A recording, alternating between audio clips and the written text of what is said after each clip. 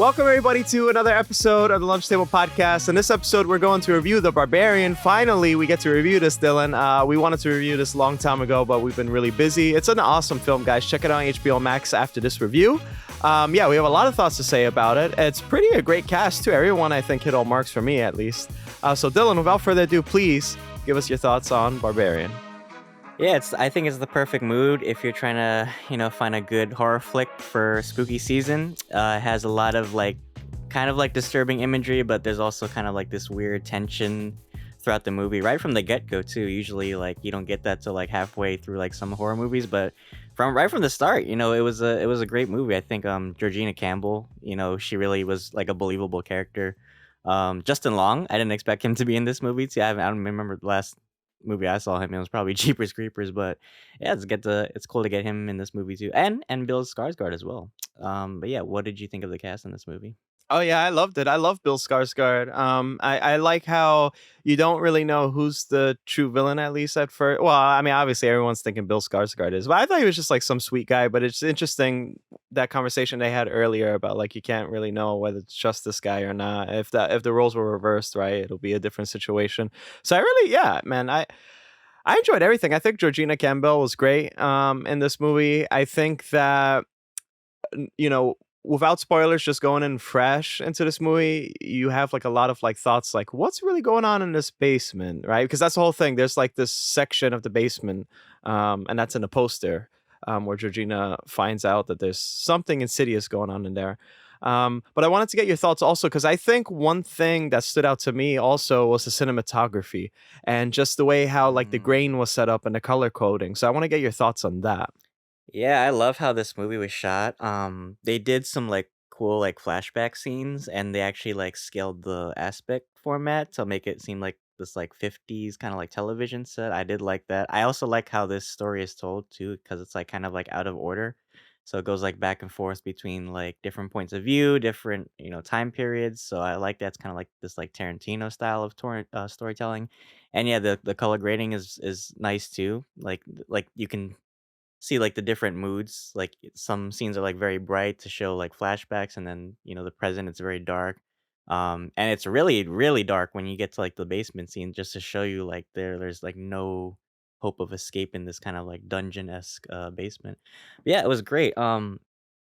Yeah, I thought coming into this movie it was gonna be this kind of weird, I guess Conjuring type of movie. There was gonna be some supernatural elements to it, but it's actually a very almost down to earth, this could actually happen type of movie. And those to me are always the scariest, just because I after watching this movie I reevaluated every Airbnb that I've ever been to, and I'm oh, maybe there actually was some shit going down. I was maybe that noise I was hearing was actually somebody hovering over me in my sleep or something.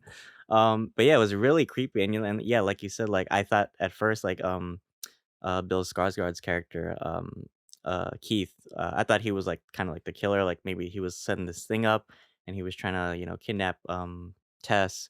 But then as the movie progresses, you realize there's something more foul at play. And then Keith gets well, spoiler ahead, but he actually gets killed by the creature in this movie.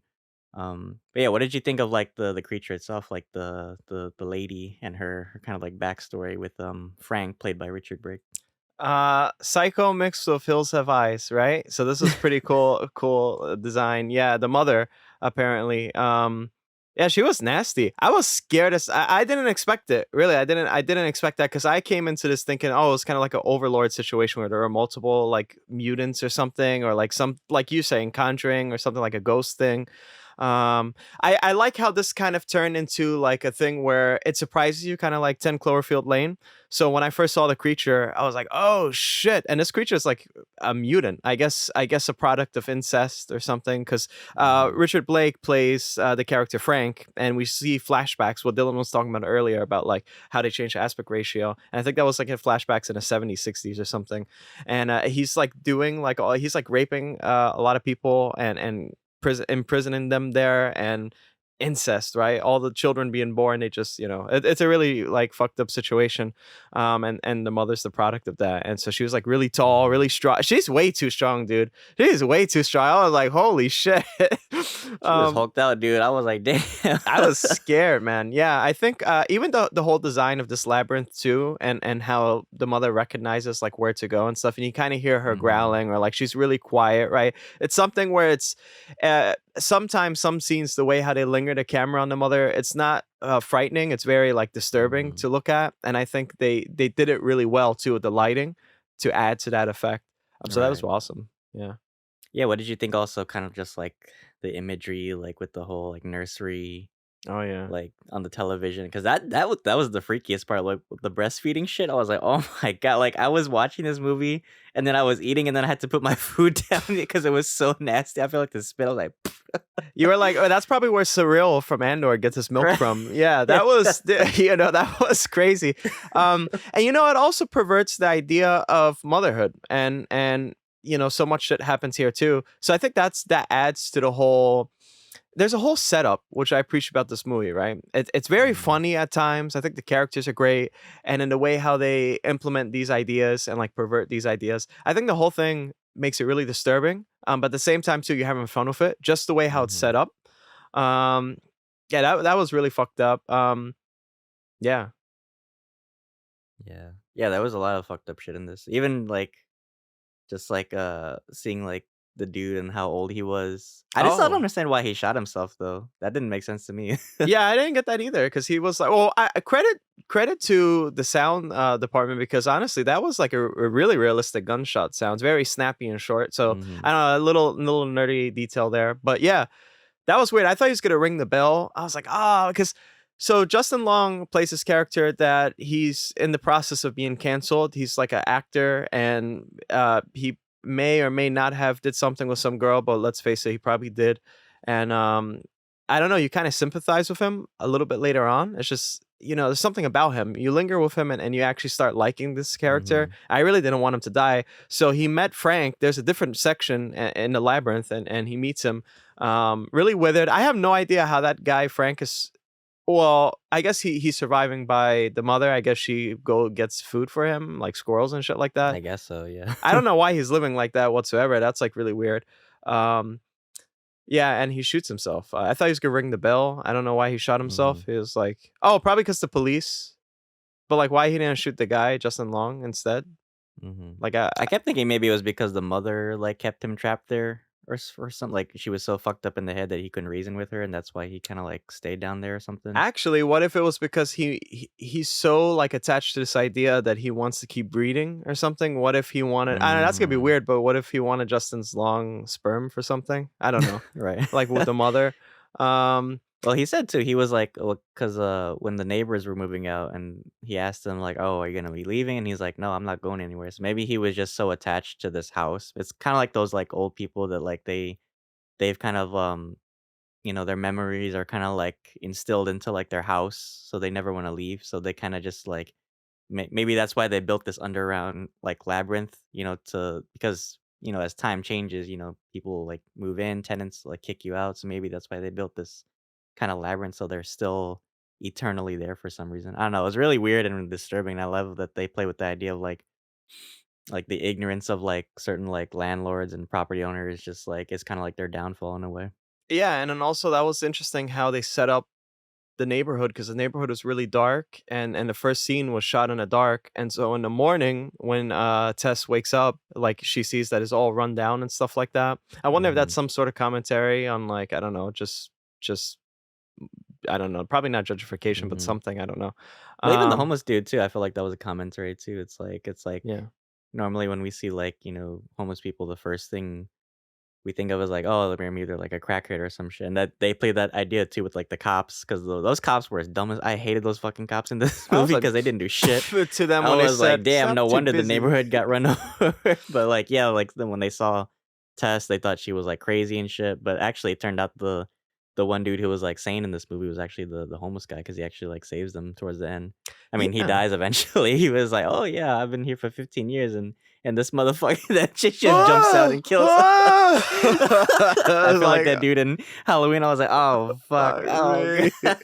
Lottie, what the fuck? Well, Zach Cregger, he directed this movie and he also plays the character Everett. And he said he wanted to do this movie for a really long time. It kind of reminds me of the Squid Games creator. Sometimes a lot of people sit on these ideas. And I think this movie, you could kind of tell like there was a lot of stuff done timing wise that I think really were mastered through years of just thinking about it and thinking about it. And this movie like subverted my expectations so many times, and I think it was like masterfully done. So when the homeless guy, I'm still mad about that too. I actually like that guy too. I was I like, know. I don't know, I just liked him. So let's talk about a little bit about the end because we already talked about Frank killing himself, and then also Tess, after coming from the police and they didn't do anything, she came back to actually save AJ, right? And AJ shoots her by accident because he thought that she was the mother. And then so anyways, they Accident. right, exactly. After the whole fiasco with the homeless guy, they have to go up and this like huge like water tower type of thingy, and that was like the ultimate climax. So give us a little bit of insights on that. Well, first of all, I was mad at AJ because first of all, he had a gun. He got the gun Right. from Frank, the one that he used to kill himself. So he had the gun, and then that's when he accidentally shot Tess, and then they actually got out of that whole like basement shit. And then after the mother kills the homeless dude, they start running, and I'm like, this stupid motherfucker. He had the gun. And she even said, "You have a gun. You have a gun." I'm Right. like, "Why are you running when you could have easily shot this bitch?" Yep. Like, and then when he does pull out the gun, this stupid I felt like Doctor Octopus when he said Butterfingers because he drops the gun. Right. He's like, "Oh, oh." I'm like, "Oh my god." That's when like I hate like when horror movies keep this trope in like the idiot characters. But Yeah. I was so mad at AJ for. But I guess towards that like they started like making me sympathize with him when he was talking about like, "Oh, I'm just a good person that did like bad shit." But then towards the end, I think it brings us back to reality, and you realize because so eventually like Tess starts limping because she got shot, and then he was like, "Oh, well, I can make it, but you're gonna have to slow her down." And then he pushes her off the water tower, and for some reason, I kept laughing because I kept thinking of Spider-Man: No Way Home when Andrew Garfield like went Oh down yeah. to save MJ. Oh So yeah. the mother actually like goes down to like Right. rescue. I thought she was gonna shoot like a spider web or some shit. It's a little But spiderweb hand. yeah, it's a hand or some shit. But she actually like I thought yeah when you're talking about like the whole idea of like motherhood, like she actually did like feel like something towards even if they weren't her actual like children, she still like feels like this innate motherhood. So she actually like, jumps to save Tess. And somehow they survived. I don't know how. That didn't make sense to me because I thought like they would have died or some shit. But apparently they make it. And then Justin Long, he goes to get Tess, and he's like, "Oh yeah, yeah, I just panicked." Like he's You trying to play this shit slipped. off, Yeah. right? And then that's when I realized, yeah, maybe he actually did something with that girl toward the end because now you see what his true like character, right? Now you see like he's not, who you thought he might be, right? Yeah, what were your thoughts on that whole scene? Again, it just keeps subverting my expectations. I didn't expect the mother to do the Andrew Garfield to catch Tess. I didn't expect Tess to survive. I guess the mother crushed the fall in some weird way. Like the mother did some gymnastics and twisted her body to protect the baby. Yeah, and in Justin Long, I was like, oh man, I really felt disappointed in you, Justin Damn. Long, or AJ, sorry. Right. It's like, damn it. And we also get a gruesome death of AJ finally. Really Mhm. realistic eye effects too. It was like so I feel like jello-y and that was an homage to Jeepers Creepers in a way, because remember mm, his eyes in the right, in the movie? He always right. gets fucked with eyes. Yeah, I know. But yeah, really great ending, and then Tess manages to walk free out of this whole situation, and like, we get this cool little music playing toward the end. So yeah, I overall this movie, like you said, subverted my expectations.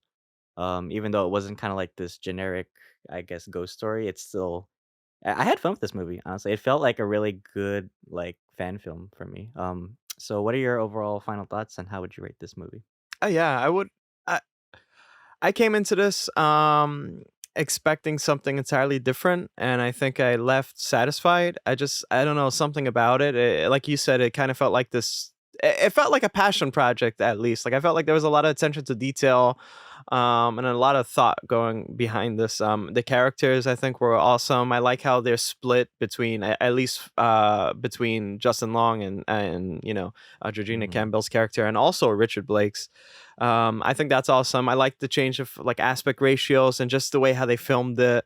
Um, yeah, and I think they had like a cool sandbox because the neighborhood was completely empty, so you could do a lot Hmm. there. You weren't restricted by like having a lot of police. Because anyway, we saw the police and the police didn't care, right? So it's Hmm. like, where is hope in this? And Right. so I liked how it kind of was resolved. I wonder. I heard something about Zach Cregger saying they might do like a prequel with Richard Blake digging and that's gonna be interesting. How can you sympathize with him, right? Because he needs to carry the Hmm. movie, so that's a little weird. But yeah, I would rate this. I'd rate it at a 9 out of 10. What would you rate it? I'd give it 9 out of 10 as well.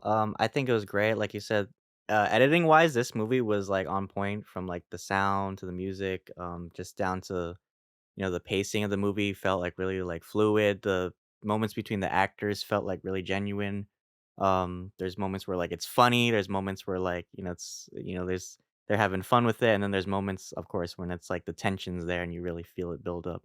So yeah, great performances overall. Yeah, if you guys are looking for a good horror film this Halloween, I definitely recommend this movie. Yeah.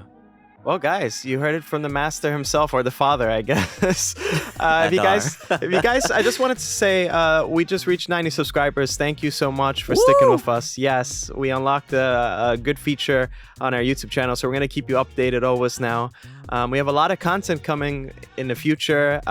Again, spooky season is about to end pretty soon. This Friday, I think, or actually on the 31st, will mark our last spooky episode. But plenty of content to come, guys. So just stick with us, right? If you like this video, please drop a like. But Dylan, please take us away. Yeah, thank you guys so much for building our community. We can't do this without you guys. You guys are the bread and butter of our podcast. So thank you so much for everyone who's been supporting us for this journey and for our 90 subs. Thank you so much. We really appreciate that. Of course, you can listen to us on YouTube, but you can also listen to us on Apple Podcasts, Spotify, and Anchor as well. And check out our social media sites on Instagram, which are tagged in this video. But yeah, spooky season's almost here. We are actually going to review Cabinet of Curiosities from Guillermo del Toro on Netflix right after this review. So if you're interested in more horror, we have a lot more content for you guys. But thank you so much. And until then, thanks for having lunch with us. See you guys. The mother just jumped at it, like grabbed Whoa, me or some mama, shit. mama. I've been in this podcast for 15 years and she ain't never gotten this motherfucker. She just